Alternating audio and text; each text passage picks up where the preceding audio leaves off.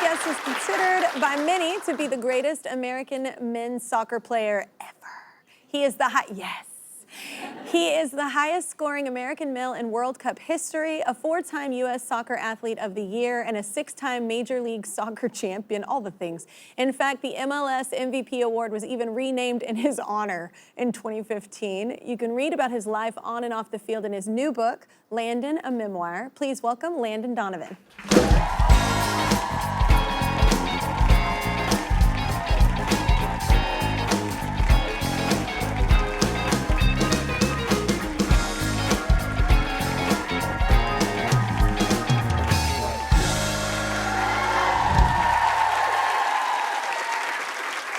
First retired 10 years ago. Correct. Why now did you feel like it was a good time? A memoir is very personal. So why now? I'm far enough removed as a starting point, right? Because if you work here for a long time, there's a lot of stories you know about a lot of people here. But once you're far enough removed from a sport, you feel like you can be really authentic and honest because you're not gonna.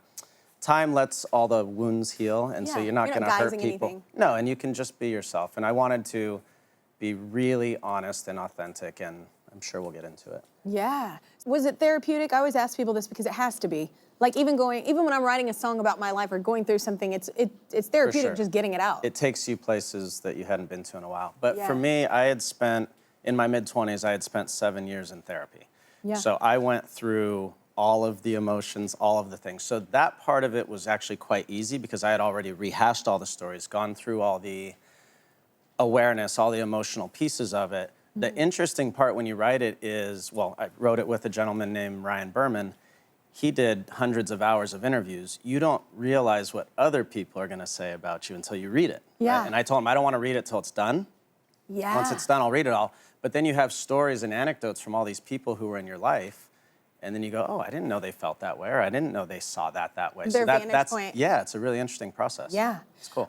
You also play with David Beckham in LA, and can you talk about a little bit of the arc of that relationship? Because I love how it was handled in the end, and I think a lot of people can learn from that. Sure.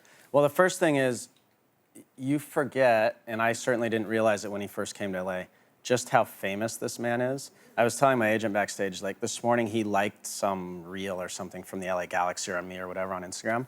And I clicked on it real quick and he has 88 million followers. And I'm like, this guy is so.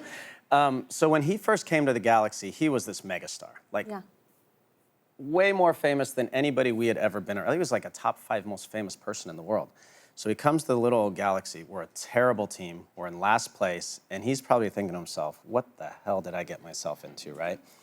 And I'll just explain the relationship. So in those days, it became very frustrating for him, for me, for the team, for all of us. And there was a gentleman who was a writer. He passed away in 2022. He wrote a book called The Beckham Experiment. And he went through the whole process of David coming, and he interviewed a lot of us. And at one point during my really dark frustrations with David, I shared stuff with him that I shouldn't have. My frustration with David and why he was frustrating me. So the book came out, whatever, a year or two after he started, and there were some bad quotes from me about one of the most famous people in the world. I'm like, oh my God, you idiot, Landon. We're human. We're human, but what happened was the book came out. Of course, all the excerpts get pushed everywhere, and it becomes like, for me, this holy, like, I just insulted one of the most famous people in the world publicly. That was really stupid. So the next morning, our coach brought us in to his office, and he sat down with me and David, and he started saying something, and I said, Bruce, can I just interject? I said, David, I'm really sorry. Like, I was very frustrated. The things I said, I believe. I should have just told you, like person to person, man to man. And I'm sure we could have gotten through it. And to his immense credit, and this is where I gained all my respect for him, he said, Landon, I get it. I understand why you felt that way. I was frustrated, you were frustrated. I want to move on from this. We both want the same thing. We just want to be successful. I love the Galaxy. He loves being successful, me too. Hashed it out. We went out publicly and did all the right things, said all the right things. 2 of the next 3 years, we won championships because we were able to do that. It's just such a grown thing. And I feel like a lot of ego and a lot of things can get in the way sometimes. And of course, like people get heated in any kind of competitive environment, but also just in life.